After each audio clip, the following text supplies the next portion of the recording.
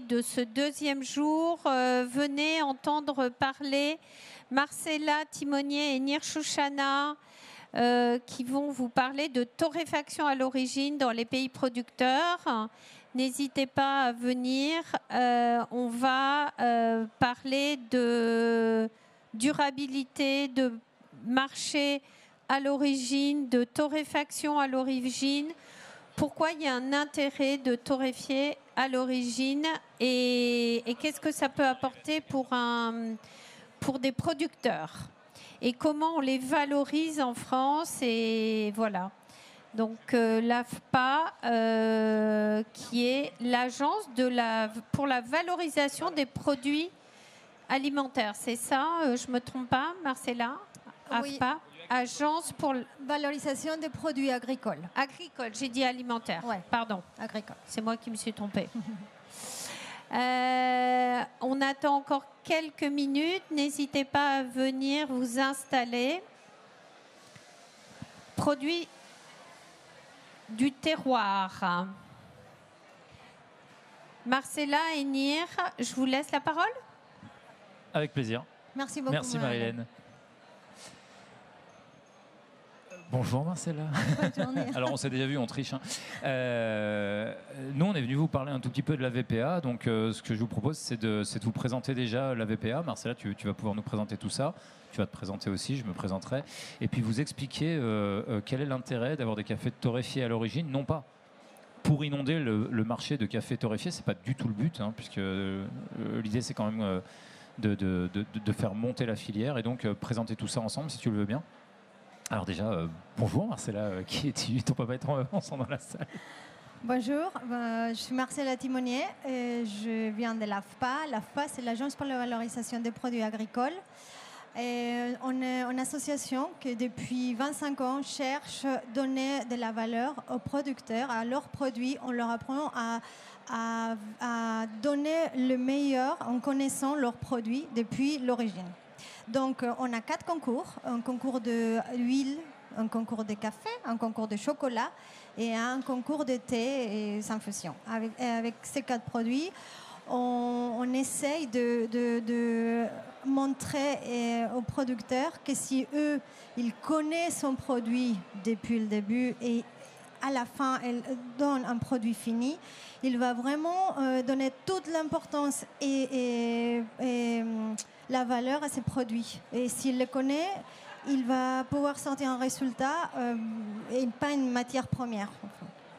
En fait, pendant des années, on a laissé raisonner aux producteurs que ce qu'ils fabriquaient, ce qu'ils faisaient pousser, ce qu'ils produisaient n'était qu'une matière première, hein, un petit peu comme on aurait fait des métaux, du matériau, du charbon, peu importe. Alors qu'en fait, on parle d'un produit gastronomique, on parle d'un produit qui mérite. Et puis, cette filière, on la connaît, hein, la filière café, puisque c'est une chaîne d'excellence. On ne peut pas torréfier un bon café s'il n'a pas été bien cultivé. On ne peut pas extraire un bon café s'il n'a pas bien été cultivé et torréfié, etc., etc. Et donc, on ne boira pas un bon café si toute cette chaîne d'excellence n'est pas respectée. Moi, je suis président du jury sur le concours de café torréfié à l'origine. Moi, je suis un dégustateur de café, un dégustateur de produits liquides en général, d'ailleurs. Et ce qui m'a frappé, c'est l'évolution ces 10 dernières années. Alors, est-ce que tu peux nous en parler un petit peu de l'évolution des cafés torréfiés à l'origine? Parce que quand même, au départ, on partait de loin. Ça fait 10 ans qu'on a commencé avec les concours et les producteurs envoyaient leur café torréfié, mais on se rendait compte qu'ils ne connaissaient pas le café. Au bout des années, les cafés, il est devenu une boisson qui a été commencée à se voir dans les pays d'origine, parce que dans les pays, ils consommaient des cafés instantanés, et les vrais cafés, les bons cafés, ils partaient. Ils ont commencé à connaître vraiment le café, à torréfier le café, à aimer le produit final. Et c'est ça qui nous a inspirés. On a commencé à recevoir des cafés. Nir, c'était compliqué, ouais. C'était compliqué. Déjà, la torréfaction était hyper poussée dans la plupart du temps parce qu'ils nous disaient ça, c'est une torréfaction espresso. On recevait quand même du charbon, hein. On va pas se mentir. Tu n'as pas goûté ça, Marie-Hélène. Parce que Marie-Hélène, elle rigole, mais elle fait partie du jury aussi, hein, depuis quelques années. Et on a goûté plutôt des bonnes choses. Mais je peux te garantir qu'il y a 10 ans, on recevait. Alors certains cafés étaient très beaux déjà.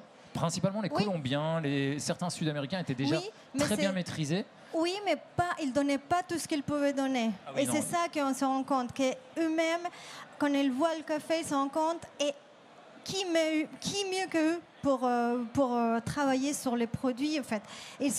C'est incroyable, mais il prend les produits et il se rend compte qu'il peut modifier la façon comme il produit, comme il torréfie, pour à la fin donner des produits d'excellence. Et c'est ça qu'on a vu. On voit des techniques différentes des productions qui après on les retrouve dans la tasse. C'est vrai que nous, on avait quand même certains cafés qui arrivaient, qui étaient assez fermentés ou qui étaient trop brûlés, etc. etc. C'était plutôt des défauts. Aujourd'hui, sur les efforts de fermentation qui sont faits, sur les cafés nature, sur les cafés anaérobie, sur des choses comme ça, on sent que c'est volontaire. On sent qu'il y a derrière un vrai travail sur le produit en amont, sur la filière. Mais moi, ce que j'aime beaucoup, c'est qu'on le sait, hein, le café torréfié, ça voyage assez mal. D'ailleurs, quand ils nous envoient ça via des transporteurs rapides, hein, comme des UPS, des DHL, enfin pas des frettes, hein, ça n'arrive pas en container. Et on comprend bien que ces gens-là n'ont pas la volonté d'envoyer leur café torréfié. Ils voudraient bien vendre plus de café torréfié sur place, ça c'est sûr, parce que moi ça m'a frappé quand j'ai visité les premières plantations, ils buvaient du café soluble. Ils buvaient des cafés, des cafés à la cuillère comme ça, alors qu'ils étaient en train de produire les cafés qu'ils envoyaient partout dans le monde en café de spécialité. Et ils buvaient du café soluble. Mais moi, je suis colombienne et en Colombie, les cafés qu'on buvait, ça fait 15 ans, ça n'a rien à voir avec les cafés qu'on voit maintenant. C'était un café... Les pires cafés restaient en Colombie finalement. Et les Colombiens, on entendait toujours dire les meilleurs cafés, c'est le café colombien. Mais c'est pas ça, c'est pas ce qu'on trouvait comme Colombien dans la tasse. Et c'est maintenant, quand les Colombiens ils ont commencé à apprendre à aimer le café, les bons cafés, ça fait grandir la filiale, toute la filiale café, parce que ça fait que déjà les cafés verts qui sortent, c'est pas le même parce qu'ils les pensent pour un marché différent, pour un café.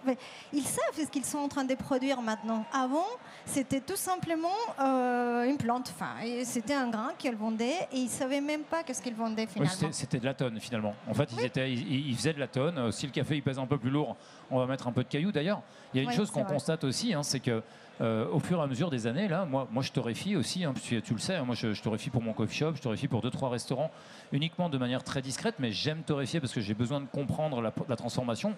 Moi, tu sais que dans l'âme, je suis barman, barista, donc moi, il faut que ma tasse soit parfaite, et donc il me fallait comprendre la torréfaction.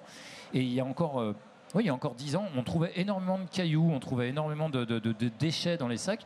Aujourd'hui, si je trouve un caillou sur un sac, c'est presque le maximum. Ce qui veut bien dire qu'on a vraiment travaillé sur la qualité, sur le tri, sur le soin qu'on apporte, non seulement au café qu'on envoie, mais si on a pris conscience de tout ça, c'est parce qu'on s'est dit aussi, si je veux vendre mon café plus cher, il faut que mon café soit meilleur.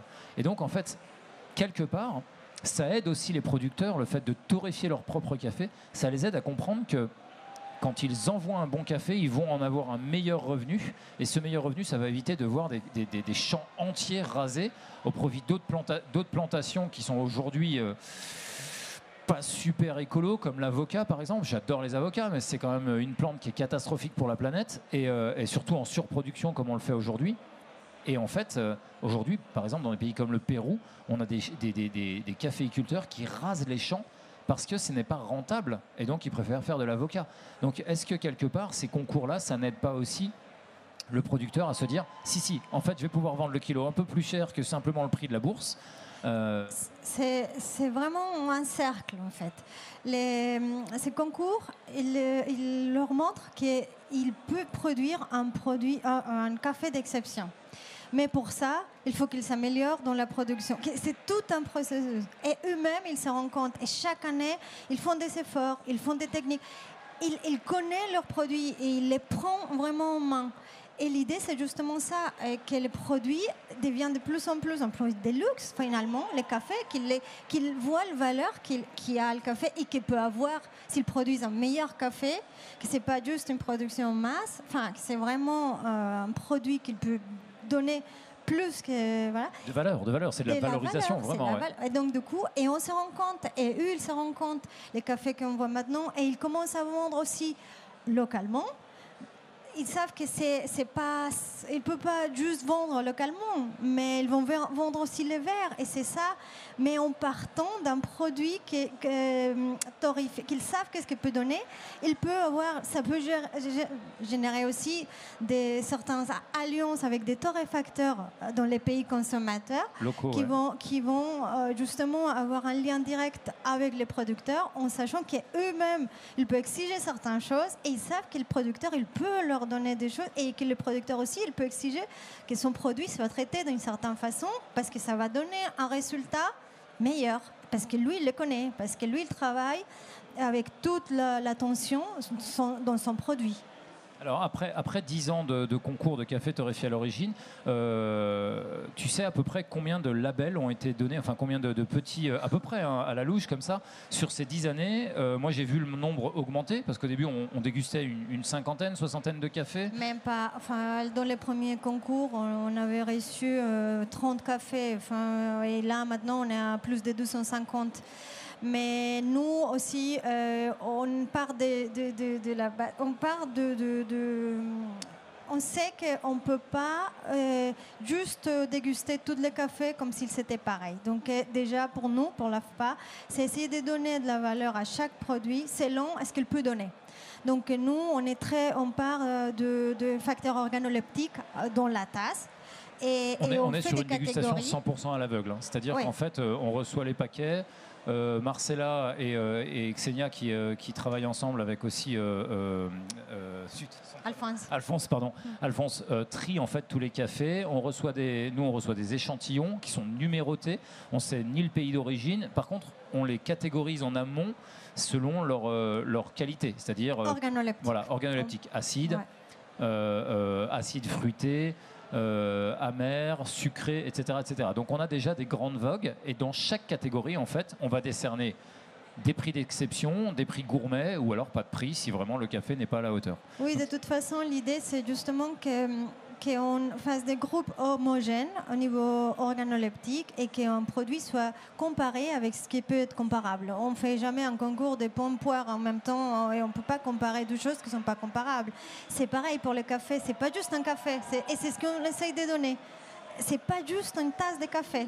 Un café qui a été traité d'une façon différente va donner un résultat différent. Donc, dans un café qui on attend une acidité, il va être évalué et testé avec les cafés qui donnent la même chose. Et s'il y a un amer, on ne peut pas comparer. Donc, c'est notre premier but. Donc, on crée des catégories homogènes. Donc, on a 9 catégories, où ça dépend. Et à partir de là, on compare des choses comparables, des cafés comparables, et on décerne les médailles. Mais on a évolué aussi comme concours, mais on a évolué depuis des 10 ans.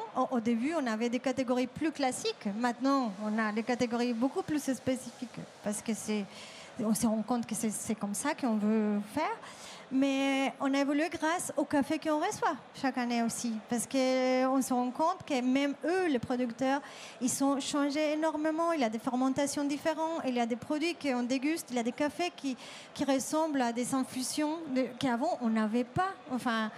Et justement par rapport à ça, parce qu'on parle d'évolution, mais... est-ce que tu constates que alors c'est pas vraiment un label, mais le prix, le prix AVPA, donc le prix du café torréfié à l'origine, est-ce que tu constates que ça a encore fait évoluer les producteurs qui sont revenus se présenter sur les concours? Ça change les producteurs, justement, ça les motive eux-mêmes à se représenter, et chaque année ils reviennent, parce que de toute façon les cafés c'est un produit qui change. Il n'y a pas les mêmes produits l'année d'après, la production c'est pas la même, il y a comme le vin finalement. Voilà, c'est donc des années. Ouais. Voilà, et c'est ça qu'on essaye justement, comme tu dis, comme les vins, on essaye de donner au café.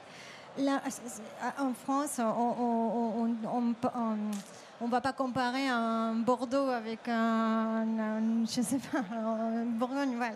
C'est la même chose. Les cafés, c'est pareil.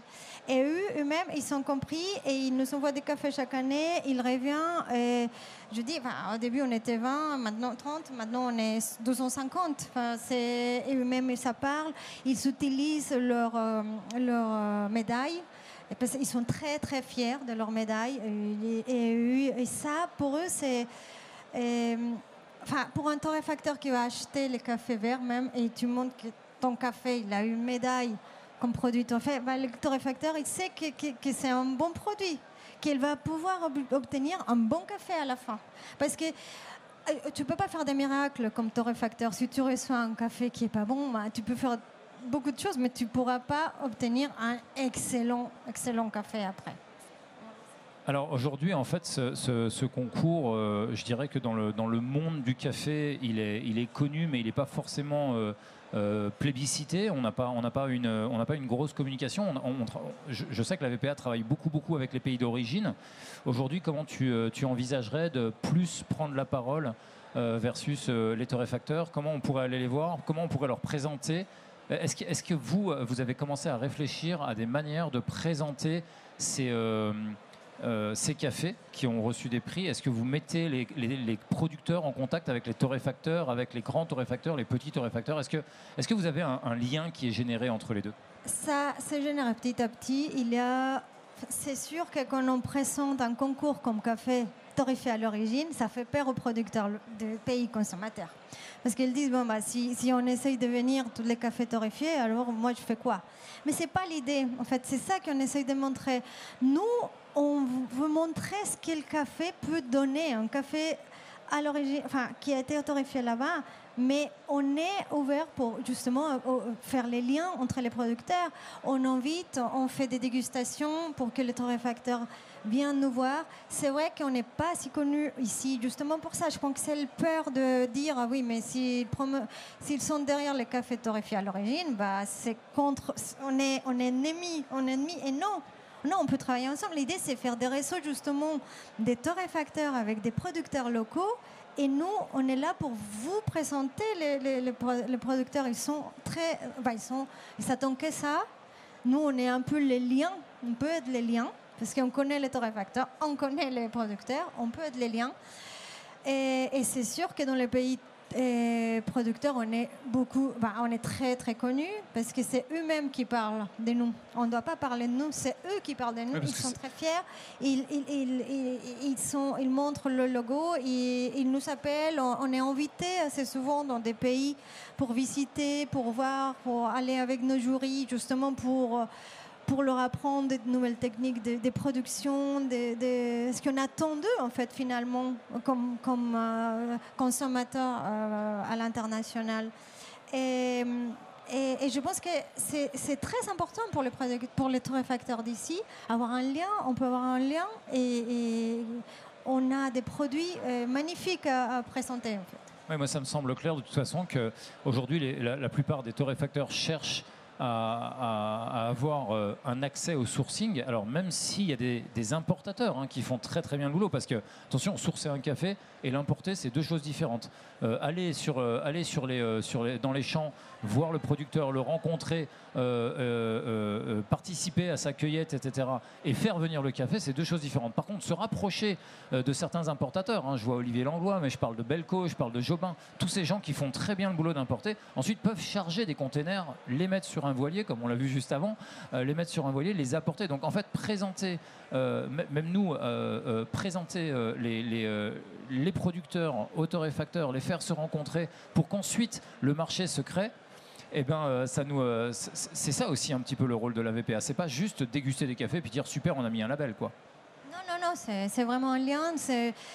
C'est pour tous les produits, on essaye de faire ça. On a une énorme oléothèque parce qu'on a les huiles, on a des thés, et on ouvre les portes de l'AFPA pour que les producteurs, les torréfacteurs viennent.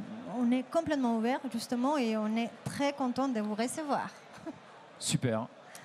Merci beaucoup à tous les deux, c'était super intéressant. Moi, j'ai une question sur quels sont les pays qui envoient le plus de café? Est-ce que vous avez un peu le top 3 des pays qui envoient? La Colombie. C'est vrai que la Colombie l'envoie, et Pérou Le Pérou, il en voit énormément. Après, il y a aussi le côté aide des entités dans les pays d'origine qui comptent beaucoup. Par exemple, cette année, je sais qu'on aura une grande participation des Côte d'Ivoire parce qu'il y a les entités des Côte d'Ivoire qui sont vraiment dit on va participer et on a reçu... Je sais qu'on aura une grande... Historiquement, il y a toujours eu un lien fort avec évidemment la Colombie, évidemment la Côte d'Ivoire aussi, parce qu'Alphonse a des rapports. Donc il y a historiquement aussi des affinités qui se sont créées très naturellement par les personnalités qui sont à la VPA. Mais par contre, moi, de mémoire, on a eu beaucoup de Brésil, on a eu des très beaux Indonésiens, on a vraiment beaucoup de pays. En fait, on a tous les pays qui participent. C'est vrai que certains sont plus actifs. Oui, et il y a des pays où on n'aura que 12 producteurs, mais ça commence c'est comme ça que ça commence finalement, en fait. Après, s'il y a un qui gagne une médaille, ça fait parler dans les pays, et c'est eux-mêmes qui paillent dans leur pays, et après, ça donne vie aux autres. C'est un peu le bouche-oreille, mais avec eux-mêmes, en fait. Les producteurs même, c'est super intéressant parce que c'est comme ça qu'on boit du bon café en Colombie. Moi, je reviens d'un voyage en Colombie et j'ai enfin bu du bon café.